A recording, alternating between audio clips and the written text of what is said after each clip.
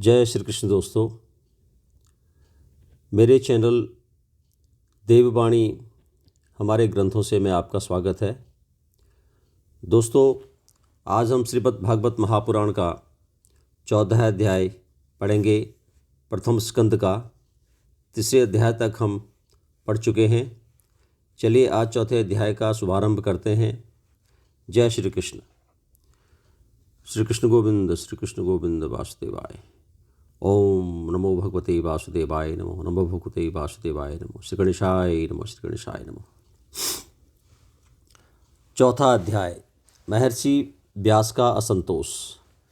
व्यास जी कहते हैं, उस दीर्घकालीन सत्र में सम्मिलित हुए मुनियों में विद्या वयोवृद्ध कुलपति ऋग्वेदी शौनक जी ने सूत जी की पूर्वोक्त बात सुनकर उनकी प्रशंसा की और कहा। शौनक जी बोले, सूत जी, आप वक्ताओं में श्रेष्ठ हैं तथा बड़े भाग्यशाली हैं। जो कथा भगवान श्री सुखदेव जी ने कही थी वही भगवान की पुण्यमयी कथा कृपा करके आप हमें सुनाइए। वह कथा किस युग में, किस स्थान पर और किस कारण से हुई थी? मुनिवर श्री कृष्ण द्वैपायन ने किसकी प्रेरणा से इस परमहंसों की संहिता का निर्माण किया? उनके पुत्र सुखदेव जी बड़े योगी, समदर्शी, भेदभाव रहित, संसार निद्रा से जगे एवं निरंतर एकमात्र परमात्मा में ही स्थित रहते हैं। वे छिपे रहने के कारण मूढ़ से प्रतीत होते हैं। व्यास जी जब संन्यास के लिए वन की ओर जाते हुए अपने पुत्र का पीछा कर रहे थे, उस समय जल में स्नान करने वाली स्त्रियों ने नंगे सुखदेव जी को देखकर तो वस्त्र धारण नहीं किया, परंतु वस्त्र पहने हुए व्यास जी को देखकर लज्जा से कपड़े पहन लिए। इस आश्चर्य को देखकर जब व्यास जी ने उन स्त्रियों से इसका कारण पूछा, तब उन्होंने उत्तर दिया, आपकी दृष्टि में तो अभी स्त्री पुरुष का भेद बना हुआ है, परंतु आपके पुत्र शुद्ध दृष्टि में यह भेद नहीं है। कुरुंजांगल देश में पहुंचकर हस्तिनापुर में वे पागल, गूंगे तथा जड़ के समान विचरते होंगे। नगरवासियों ने उन्हें कैसे पहचाना? पांडव नंदन राजर्षि परीक्षित इन मौनी सुखदेव जी के साथ संवाद कैसे हुआ, जिसमें यह भागवत संहिता कही गई। महाभाग श्री सुखदेव जी तो गृहस्थों के घरों को तीर्थ स्वरूप बना देने के लिए उतनी ही देर उनके दरवाजे पर रहते हैं जितनी देर में एक गाय दुही जाती है। सूत जी, हमने सुना है कि अभिमन्यु नंदन परीक्षित भगवान के बड़े प्रेमी भक्त थे। उनके अत्यंत आश्चर्यमय जन्म और कर्मों का भी वर्णन कीजिए। वे तो पांडव वंश के गौरव बढ़ाने वाले सम्राट थे। वे भला किस कारण से साम्राज्य लक्ष्मी का परित्याग करके गंगा तट पर मृत्यु पर्यंत अनशन व्रत लेकर बैठे थे?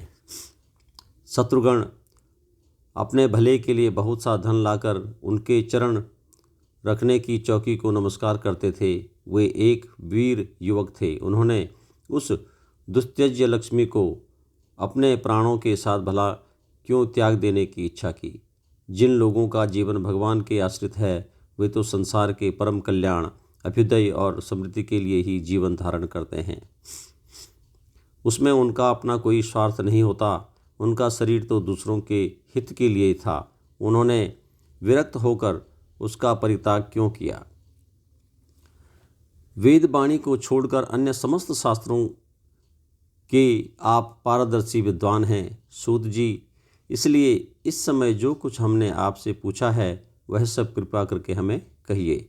सूत जी ने कहा, इस वर्तमान चतुर्युगी के तीसरे युग द्वापर में महर्षि पराशर के द्वारा वसुकन्या सत्यवती के गर्भ से भगवान के कलावतार योगी राज व्यास जी का जन्म हुआ।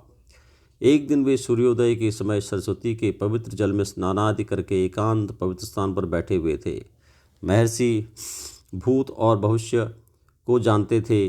उनकी दृष्टि अचूक थी। उन्होंने देखा कि जिसको लोग जान नहीं पाते, ऐसे समय के फेर से प्रत्येक युग में धर्म संकरता और उसके प्रभाव से भौतिक वस्तुओं की भी शक्ति का ह्रास होता है। संसार के लोग श्रद्धाहीन और शक्तिहीन हो जाते हैं।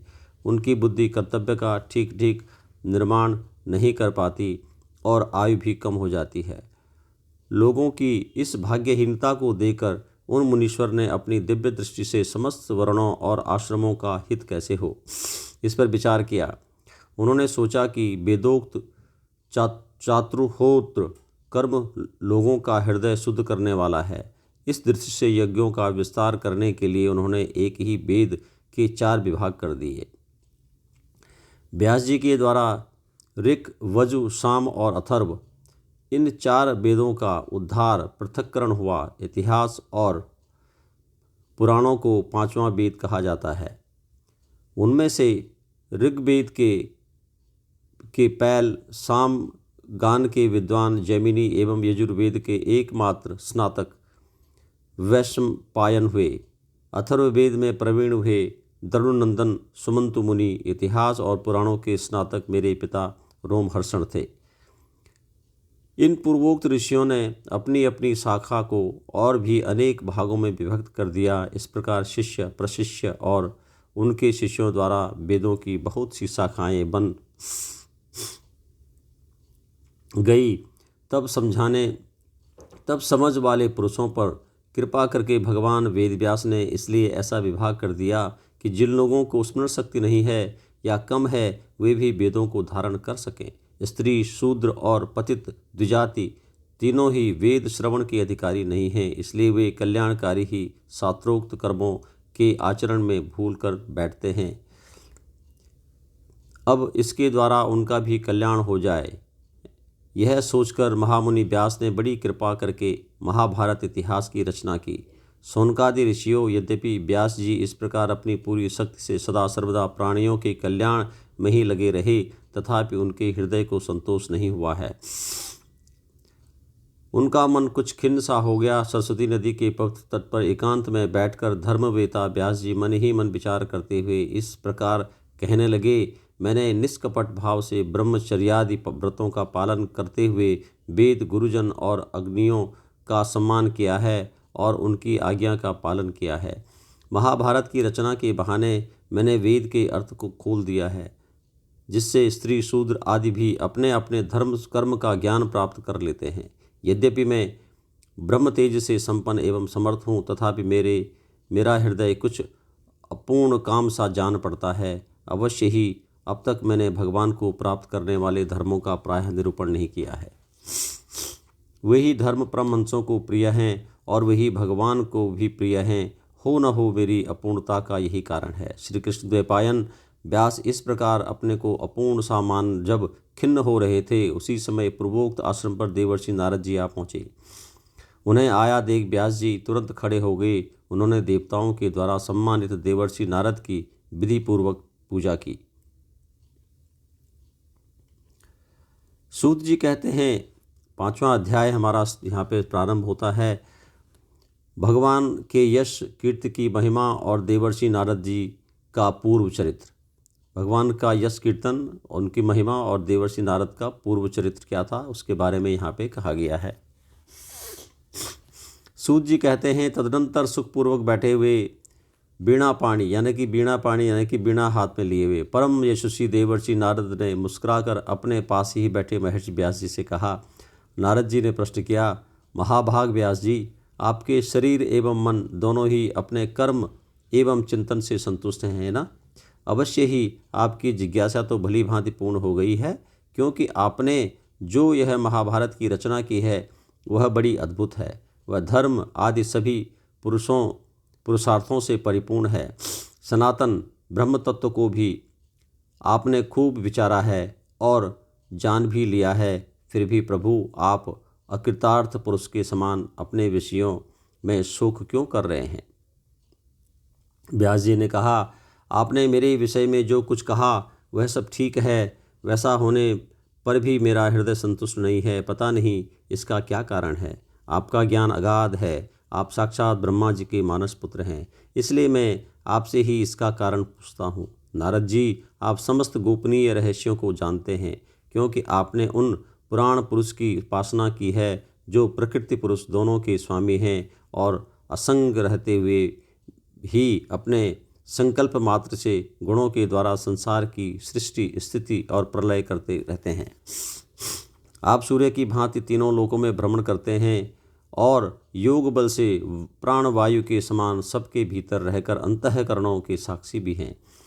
योगानुष्ठान और नियमों के द्वारा परम ब्रह्म और शब्द ब्रह्म दोनों ही पूर्ण प्राप्ति कर लेने पर भी मुझ में जो बड़ी कमी है उसे आप कृपा करके बतलाइए। नारद जी ने कहा, व्यास जी, आपने भगवान के निर्मल यश का गान प्राय नहीं किया। मेरी ऐसी मान्यता है कि जिससे भगवान संतुष्ट नहीं होते वह शास्त्र या ज्ञान अधूरा है। आपने धर्म और पुरुषार्थों का जैसा निरूपण किया है, भगवान श्री कृष्ण की महिमा का वैसा निरूपण नहीं किया। जिस वाणी से चाहे वह रस भाव अलंकार आदि से युक्त ही क्यों न हो, जगत को पवित्र करने वाले भगवान श्री कृष्ण के यश का गान नहीं होता, वह तो कौवों के लिए उच्छिष्ट फेंकने के स्थान के समान अपवित्र मानी जाती है। मान सरोवर के कमनीय कमल वन में बिहरने वाले हंसों की भांति ब्रह्मधाम में विहार करने वाले भगवत चरणादि बिंदाश्रित परमहंस भक्त कभी उसमें रमण नहीं करते। इसके विपरीत जिसमें सुंदर रचना भी नहीं है और जो दूषित शब्दों से युक्त है, परंतु जिसका प्रत्येक श्लोक भगवान के सुयश सूचक नामों से युक्त है, वह वाणी लोगों के सारे पापों का नाश कर देती है। क्योंकि सत्पुरुष ऐसी ही वाणी का श्रवण, गान और कीर्तन किया करते हैं। वह निर्मल ज्ञान भी जो मोक्ष की प्राप्ति का साक्षात साधन है, यदि भगवान की भक्ति से रहित हो तो उसकी उतनी शोभा नहीं होती है। फिर जो साधन और सिद्धि दोनों ही दशाओं में सदा ही अमंगल रूप है, वह काम्य कर्म और जो भगवान को अर्पण नहीं किया गया है, ऐसा अहेतुक निष्काम कर्म भी कैसे सुशोभित हो सकता है। महाभाग व्यास जी, आपकी दृष्टि अमोघ है, आपकी कीर्ति पवित्र है, आप सत्यपरायण एवं दृढ़ व्रत हैं। इसलिए अब आप संपूर्ण जीवों को बंधन से मुक्त करने के लिए समाधि के द्वारा अविद्य शक्ति भगवान की लीलाओं का स्मरण कीजिए। जो मनुष्य भगवान की लीला के अतिरिक्त और कुछ कहने की इच्छा करता है, वह इस इच्छा से ही निर्मित अनेक नाम और रूपों के चक्कर में पड़ जाता है। उसकी बुद्धि भेदभाव से भर जाती है। जैसे हवा के झकोरों से डगमगाती हुई डोंगी को कहीं भी ठहरने का ठौर नहीं मिलता, वैसे ही उसकी चंचल बुद्धि कहीं भी स्थिर नहीं हो पाती है।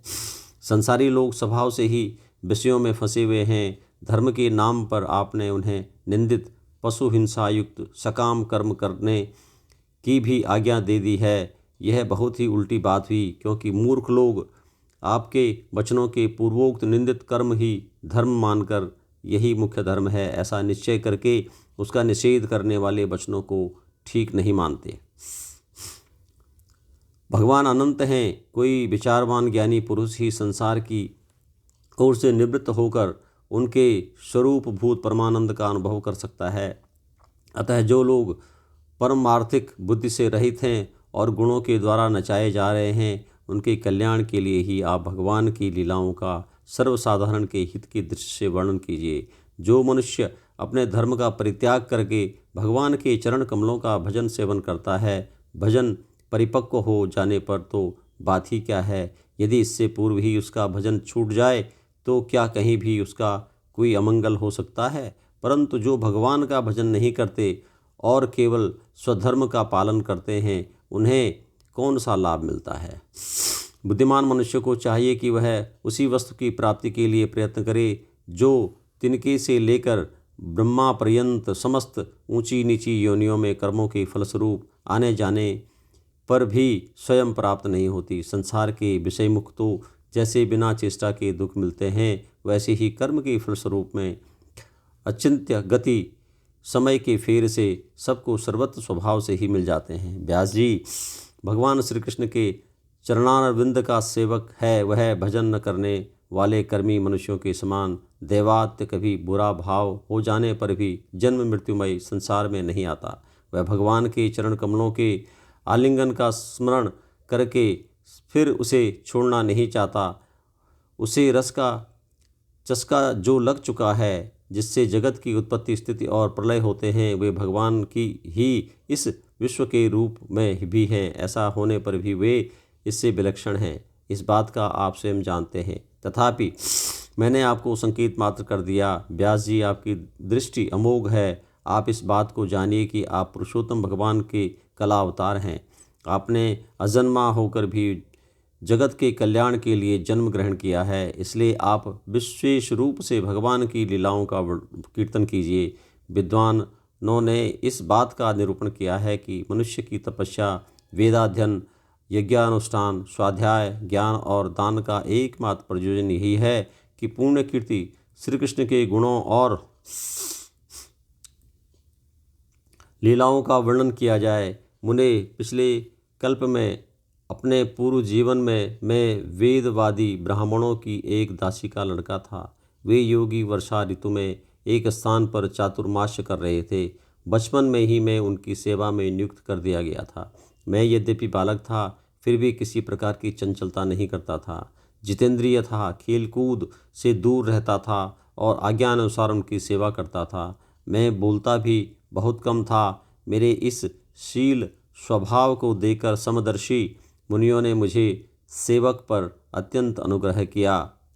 उनकी अनुमति प्राप्त करके बर्तनों में लगा हुआ जूठन मैं एक बार खा लिया करता था। इससे मेरे सारे पाप धुल गए। इस प्रकार उनकी सेवा करते करते मेरा हृदय शुद्ध हो गया और वे लोग जैसा भजन पूजन करते थे उसी में मेरी भी रुचि हो गई। प्यारे व्यास जी, उस सत्संग में उन लीला गान परायण महात्माओं के अनुग्रह से मैं प्रतिदिन श्री कृष्ण की मनोहर कथाएं सुना करता।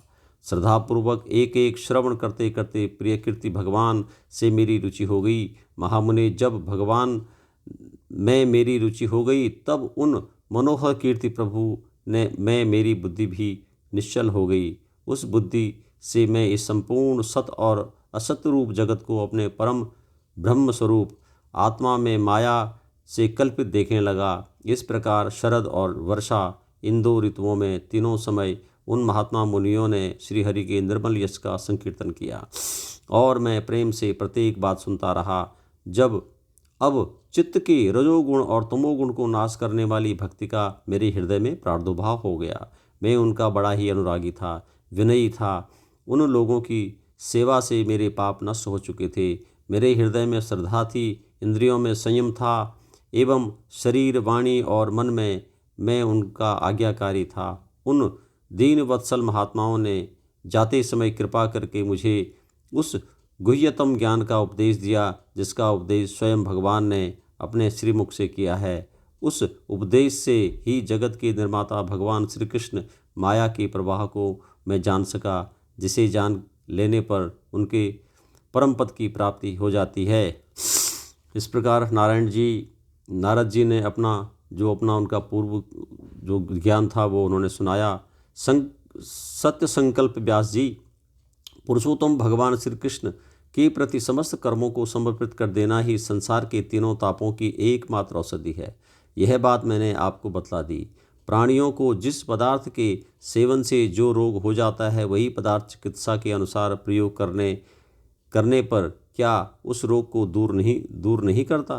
देखिए, यही हमारी होम्योपैथिक सब जो है यहाँ पे चिकित्सा पद्धति है कि उसमें जिस पदार्थ को खाने से आपकी जो है कि भी बीमारी होती है उसी पदार्थ से आपकी चिकित्सा की जाती है। जैसे लोहे को लोहा काटता है उसी प्रकार जो है ये इसका रोग दूर हो जाता है। इसी प्रकार यद्यपि सभी कर्म मनुष्य को जन्म मृत्यु रूप संसार के चक्कर में डालने वाले हैं, तथापि जब वे भगवान को समर्पित कर दिए जाते हैं तब उनका कर्मपना ही नष्ट हो जाता है। इस लोक में जो शास्त्र विहित कर्म भगवान की प्रसन्नता के लिए किए जाते हैं उन्हीं से पराभक्ति युक्त ज्ञान की प्राप्ति होती है।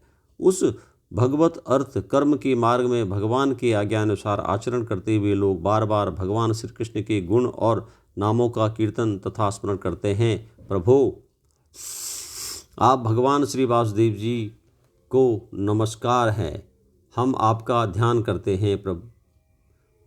प्रद्युम्न, अनिरुद्ध और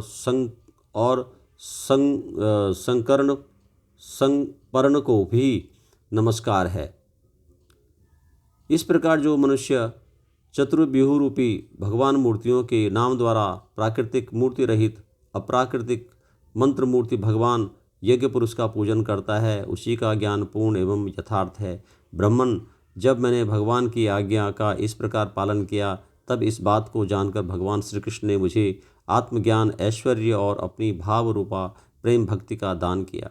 व्यास जी, आपका ज्ञान पूर्ण है, आप भगवान की ही कीर्ति का, उनकी प्रेममयी लीला का वर्णन कीजिए। उसी से बड़े बड़े ज्ञानियों को भी की जिज्ञासा पूर्ण होती है। जो लोग दुखों के द्वारा बार बार रोंदे जा रहे हैं, उनके दुख की शांति इसी से हो सकती है और उपाय नहीं है। इति ओम हरिओम तत्सत, हरिओम तत्सत। 5वां अध्याय यहाँ पे संपूर्ण होता है। 6ठे अध्याय को हम अगले वीडियो में पढ़ेंगे। तब तक जय श्री कृष्ण। दोस्तों, आपको वीडियो अच्छा लगा, इसको लाइक करें, शेयर करें, सब्सक्राइब करें, ताकि मेरा भी जो है कि भी उत्साह बढ़ेगा और मैं आपको ये पूरा महापुराण आपको मैं सुनाऊंगा। बहुत बहुत धन्यवाद। जय श्री कृष्ण।